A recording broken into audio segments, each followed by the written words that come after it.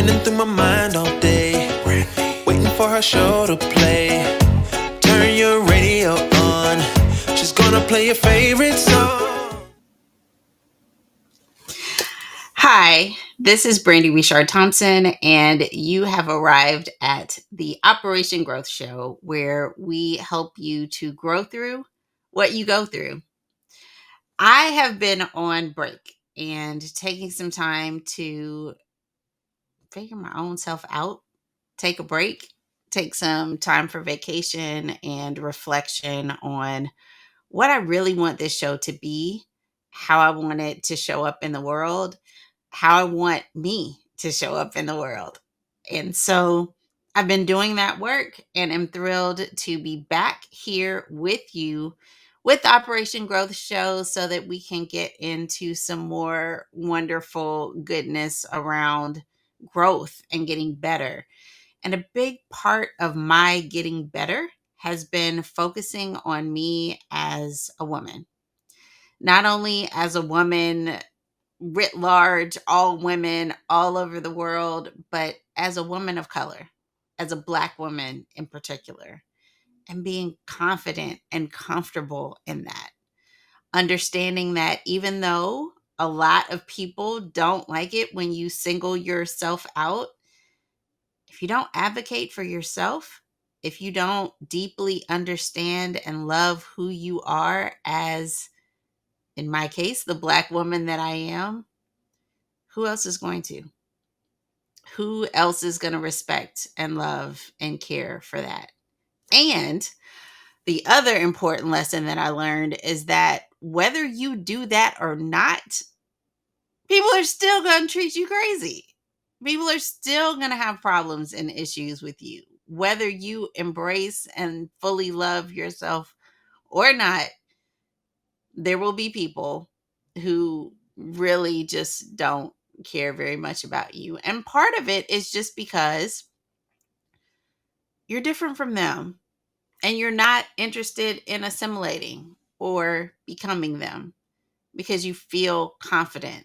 You understand the history of who you are, the imperative of the work that you have to do as this person of who you are, and you love yourself.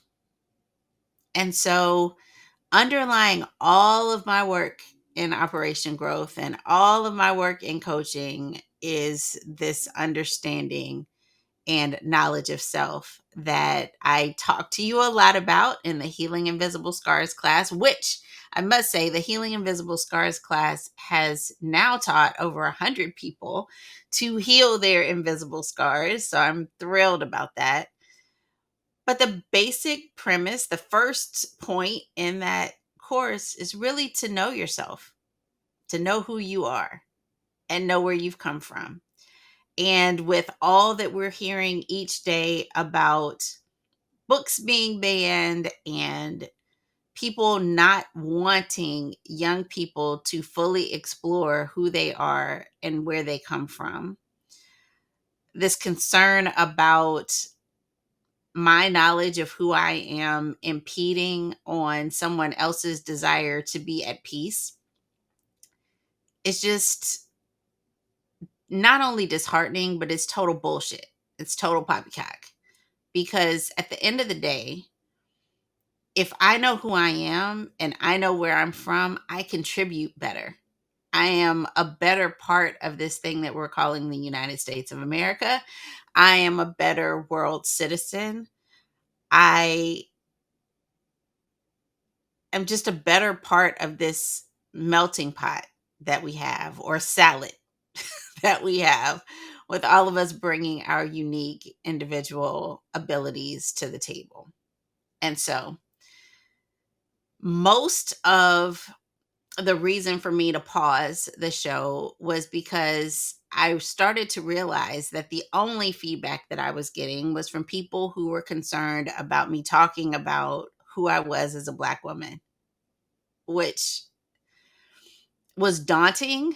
It was nerve-wracking, it was sad, but it was also frightening to me because what it reminded me of was the fact that there are people paying attention to things specifically to try to take shots at you, to try to take you down, take you out. And it's what we know. It's what I coach women leaders about all the time, that as you move up in leadership, as you move up in notoriety, as you move up in people paying attention to who you are and what you're doing, that people will take opportunities to try to cut you down to size, to try to stop you from doing what it is that you've been placed here to do. But I saw something recently. And it's not just that, but there are lots of things that have come to me recently. But this in particular just really empowered me. And I'm sure that she knows it because so many people have been so vocal about their like and love of Sheryl Lee Ralph in her Emmy speech when she won an Emmy. I've grown up with Sheryl Lee Ralph. I've seen Sheryl Lee Ralph forever, and she still looks exactly the same, just as beautiful as she did when I first saw her on television. And when she got up to speak, it wasn't necessarily the fact that she sang a song. It wasn't necessarily the words that came out of her mouth, even though they were all beautiful and poignant and amazing. It was that even in her emotion, even in this, oh my gosh, this has just happened. Oh my goodness, I don't know what to do. I don't know what to feel. I'm just, overwhelmed. Even in that, she is clear and confident in who she is as a woman, and who she is as a woman. Goes straight to the song, belts it. And some of you know what I'm talking about because some of us just aren't there yet, right? In our ability to be who it is that God made us to be and walk in that. And oh my goodness, the tears that filled my eyes as I stood in the kitchen and saw her give her acceptance speech, sing that song, bring that power to whatever space she happens to be in. Wherever you find Sheryl Lee Ralph, she is in fact Sheryl Lee Ralph. And you're going to get all of it. And as we see in all of the feedback and all of the love, we love that. And that, in fact, is the point. That is the point. Showing up as yourself does not diminish anyone else. Showing up as yourself is cause for celebration.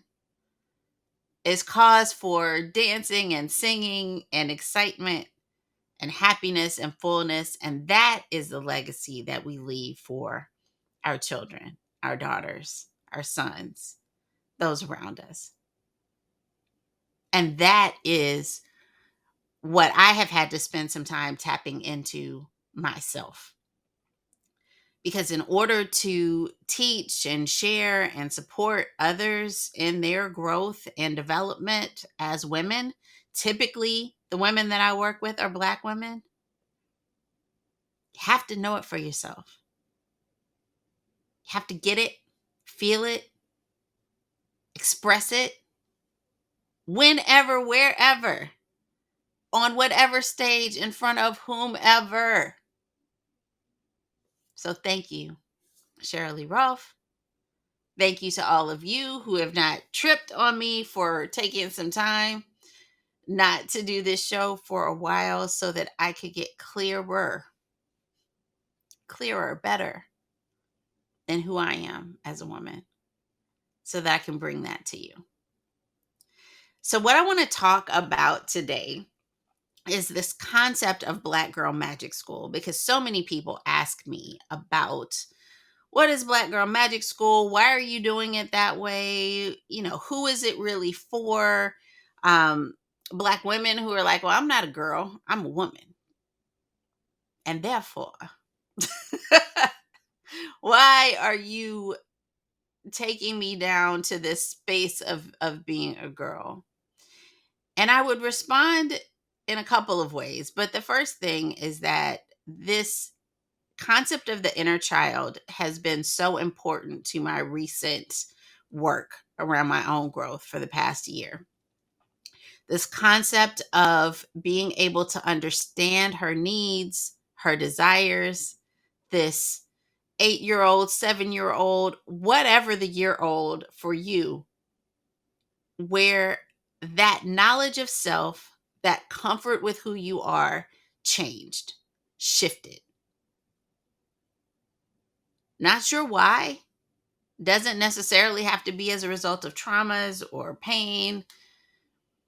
But somewhere along the way, some of us have lost this wonder and love and joy associated with this inner child that we need to reclaim. And so that is why I care nothing for the fact that the name of the program is Black Girl Magic School, because there is a girl within each of us as women who needs our support, our love, our Sankofa, our let's go back and get her and bring her fully into this new space in our lives, so that not only are we resolute and solid and clear on where it is that we're going and serious in that, but that we also can play and have fun and love. And so this idea of Black Girl Magic School and it not being Black Woman Magic School is not an issue. In fact, it is very intentional. Outside of the fact that Black Girl Magic is a term that people like to use, it is extremely intentional. And the other part of this Black Girl Magic School program and the work that I do to support Black women in not only their leadership, but their personal and life development is this idea that we can learn from people of various cultures and backgrounds to help us to be successful, which we can. We can learn from anybody. We've been learning from anybody. We've been learning in spaces where there are people who are other than us for a very long time. But what research shows is that as we move up in leadership and responsibility, there are fewer of us at those tables. And the understanding of the individuals at those tables to be able to support us in ways that we need support is not as strong. It's just not. And so ensuring that we have all that we need to be able to be successful as Black women is critical to me, because it's what I don't see in the marketplace. I see lots of programs. I see lots of opportunities for us to grow and develop, but not programs that understand our history and context, that help us to ground in who it is that we are as women, and not programs that allow us to freely express who we are as Black women and get support in that, without this feeling that we have sometimes in programs with others, that we don't belong, that we are less than, that the way that we speak or bring ourselves to the table is not good enough. And so these are special environments, cocooned environments, if you will, to help us to get what we need, so that we can then go out into these other spaces and programs and do the other work that we need to do to build our skills with a comfort and understanding and knowledge and grounding of who we are. And so Black is a big component of that. Understanding the history, the legacy of Black peoples from across the diaspora, not just Black people here in the United States, even though that is a huge focus for me in my research, but also Black women in other countries. Because what is true and what we have started to excavate a little bit more is the idea that colonialism, and it's more than an idea, it's an actual fact, has impacted Black peoples across the world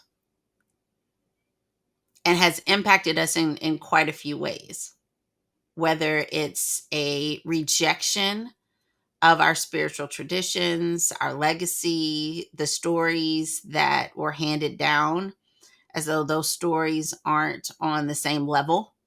Those griots who share that wonderful information with us about who we are and where we've come from and our history and herstory, as though those things aren't as relevant or important as the cultures that did in fact colonize us.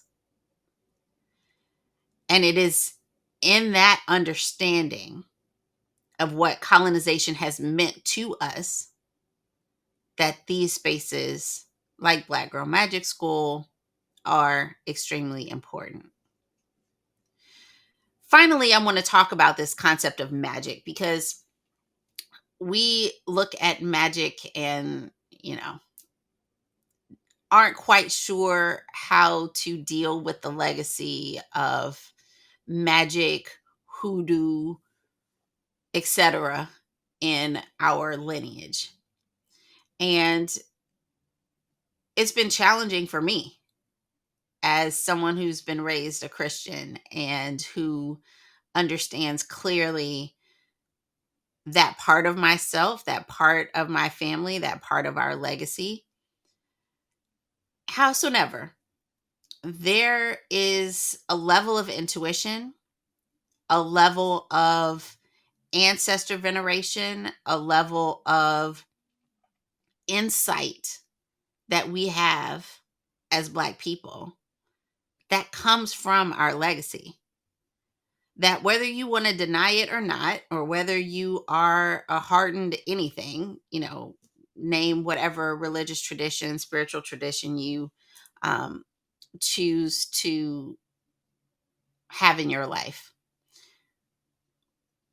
we have a knowing, many of us, that has carried us to today, that has given us insight on where we've come from, that has given us support along the way as we've been unclear about what to do next or how to be successful in spaces that were not designed for us to be successful. And there's history, there are historical accounts that show that some of this quote unquote magic has existed in our lineage.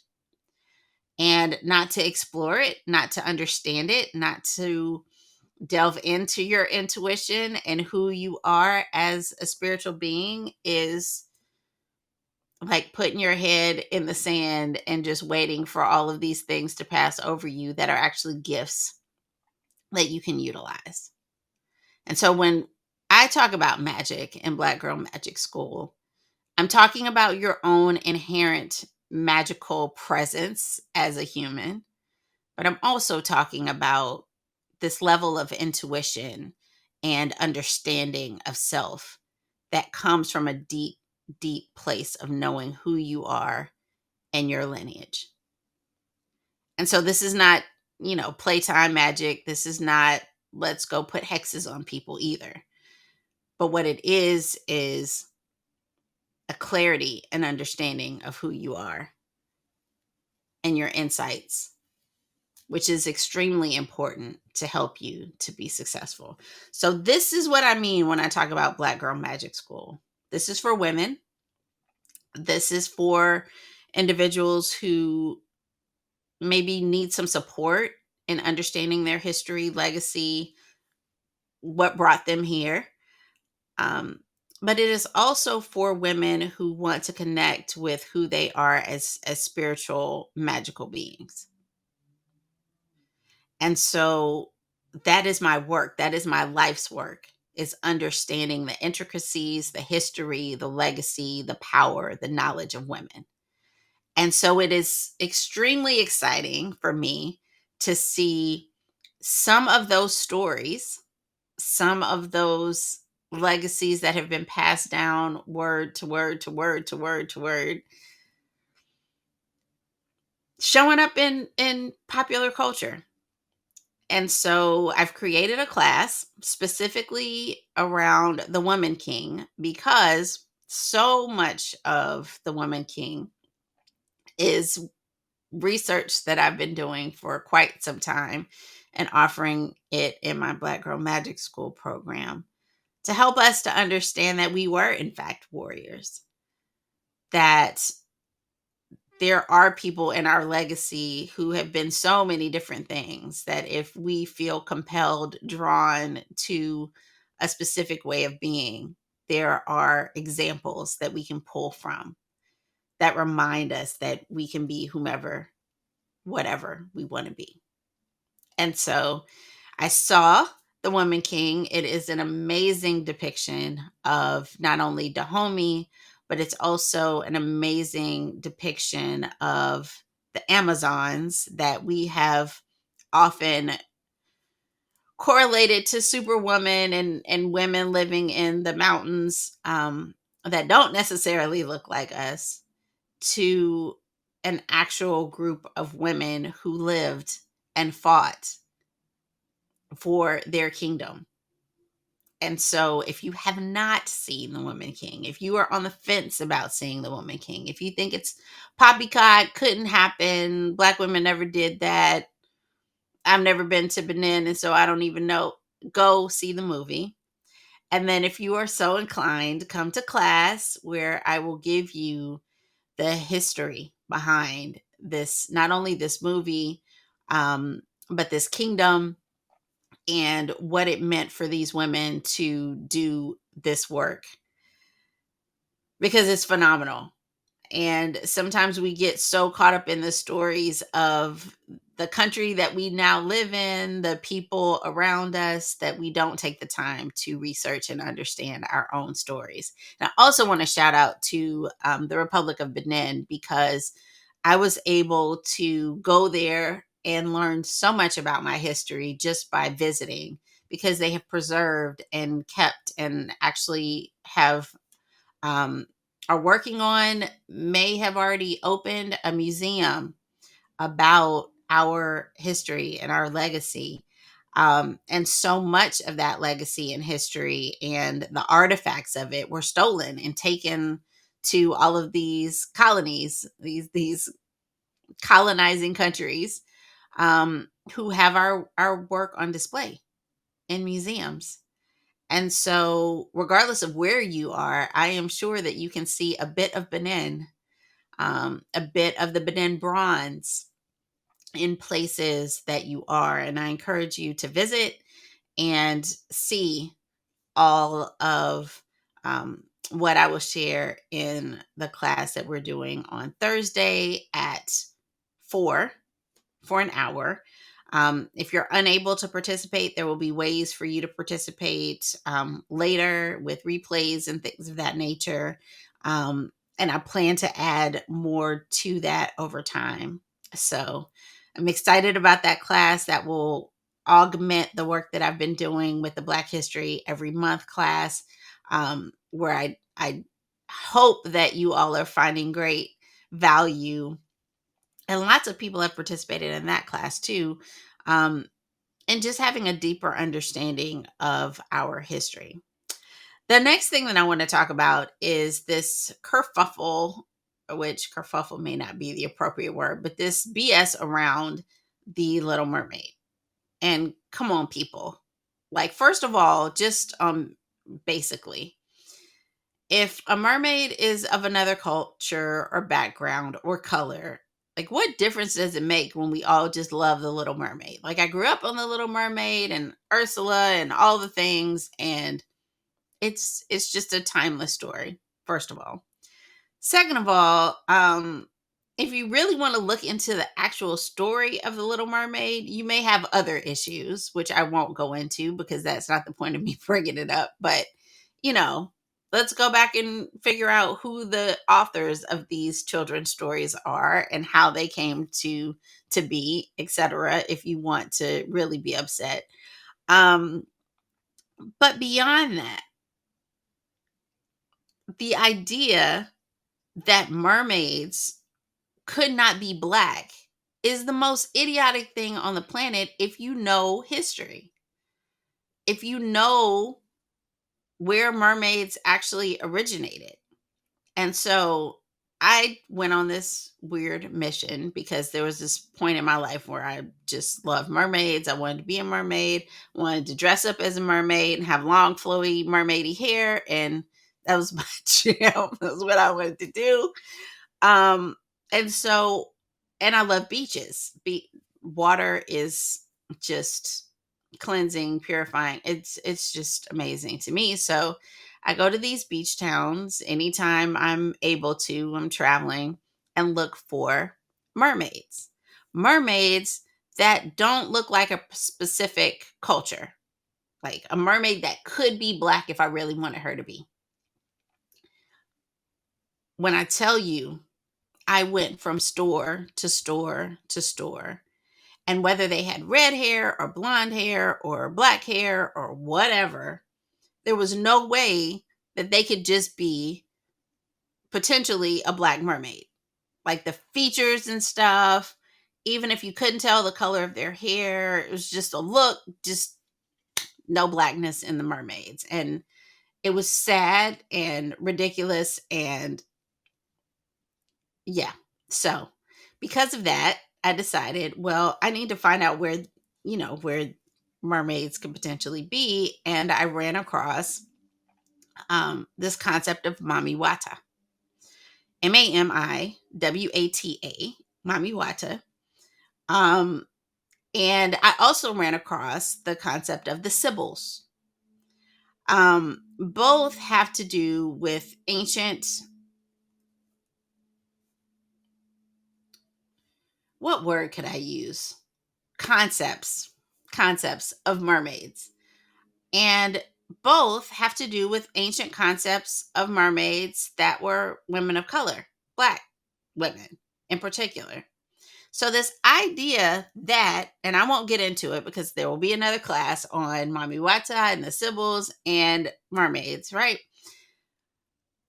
But this idea, like what is true and what is challenging for me is that because we don't know our history, because that hasn't been taught in our schools,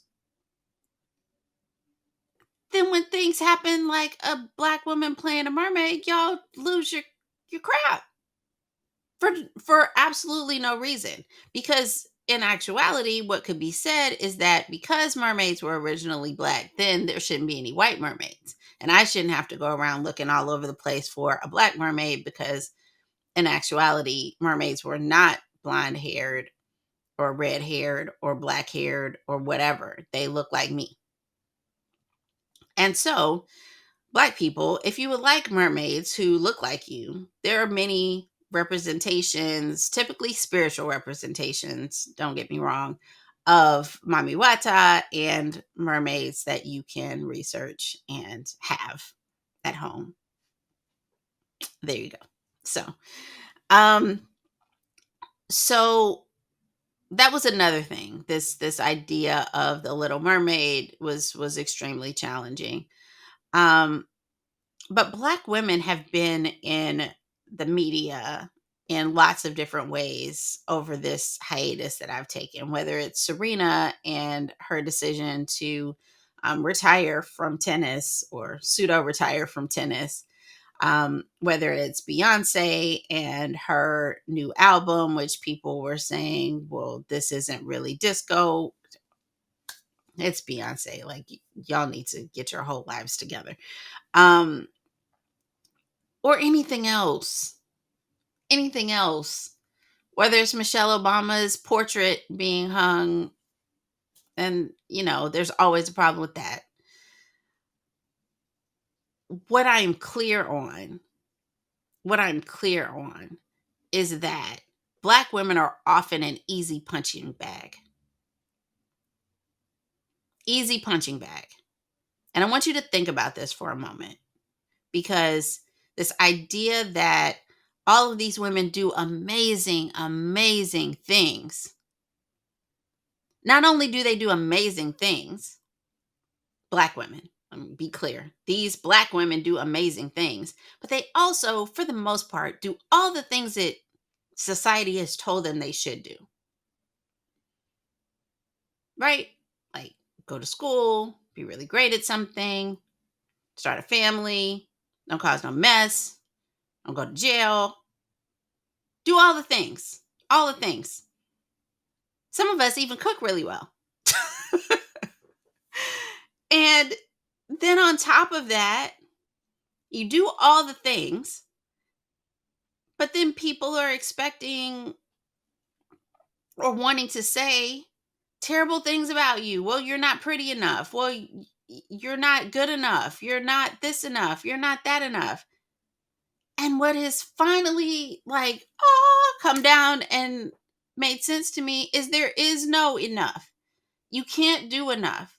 You can't assimilate enough. Your hair can't be straight enough for one day someone to look at you and be like, you bitch, you're terrible. You're horrid. If you're Lizzo, you shake your behind too much. Which, every time I go to Instagram and see Lizzo, there is shakeage of behind. However, it's her Instagram. And if I don't want to watch it, I don't have to go to her Instagram. But her yitty is off the chain. I love it. It's so, we don't like Alicia Keys. Because it's like when I was coming up, people didn't like me because it's just the way she is. It's just something. Just something.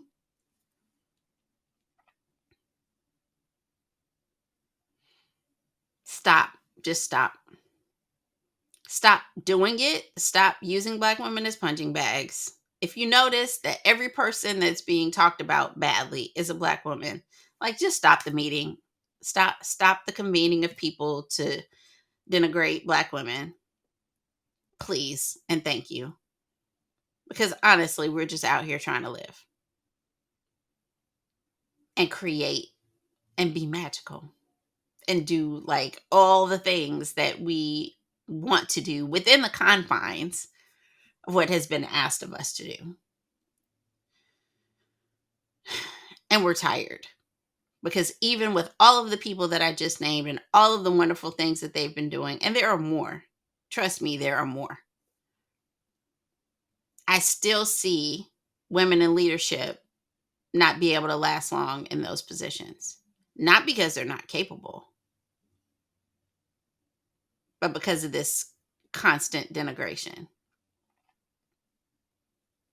Not because they don't create amazing things that people the world over covet and want. No, not because of that. Not because their lips and features and behinds and all those things are terrible, because the last time I checked, the tanning and the butt lifts and the injections, it's not because of that.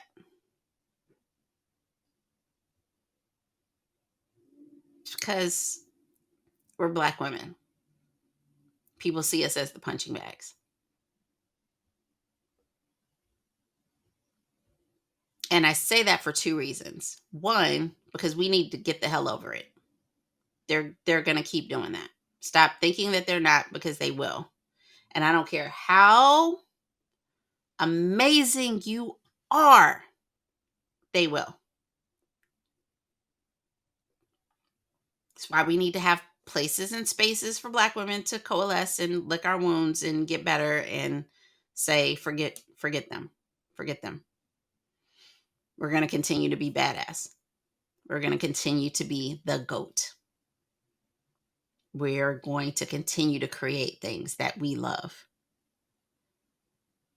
and take care of ourselves and nurture ourselves and be there for our families and give them the love that they may or may not get outside. Which is part of the reason why some of us don't want to leave and go back outside, but I will digress on that. So that's one. And then two, expectations cannot change just so that you can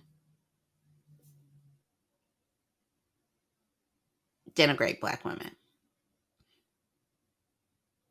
You can't. One of the reasons why I love the work that people are doing around the Crown Act. I think it's amazing, but my hair is my hair. If you don't like my hair, can't change the rules just so that Black women don't fit, don't measure up. My hair grows out of my head like this.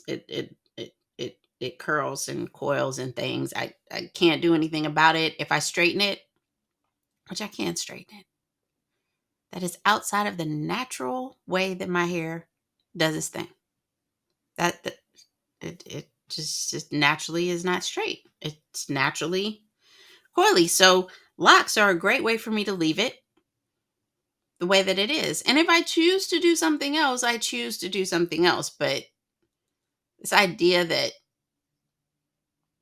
my hair the way that it is not like the standard is such that it's not. Yeah, okay, whatever. Can't change the rules to keep us out. Can't keep changing the game to keep us from being able to achieve. Because we still will. Because we are Sheryl Lee Ralph and Quinta Brunson and Beyonce and Oprah and Ava. Oh, Ava. So many others. So many others.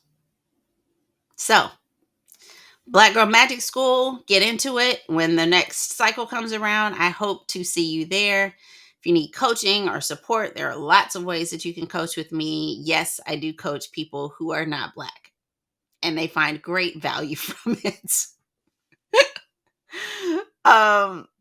It's a specialty. I specialize, but I can also coach everyone and help them to be successful. And if for some reason you are a leader and want to be more supportive of Black women in the workplace, I'm your girl. I can help you do that. And so, yeah, I'm back.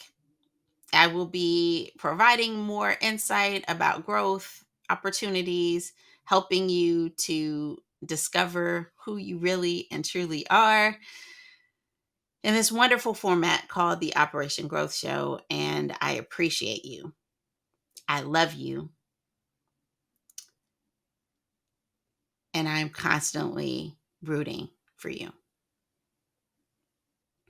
This is Brandi Richard Thompson signing off for now on the Operation Growth Show. I'll see you next week. Have a wonderful week. It is the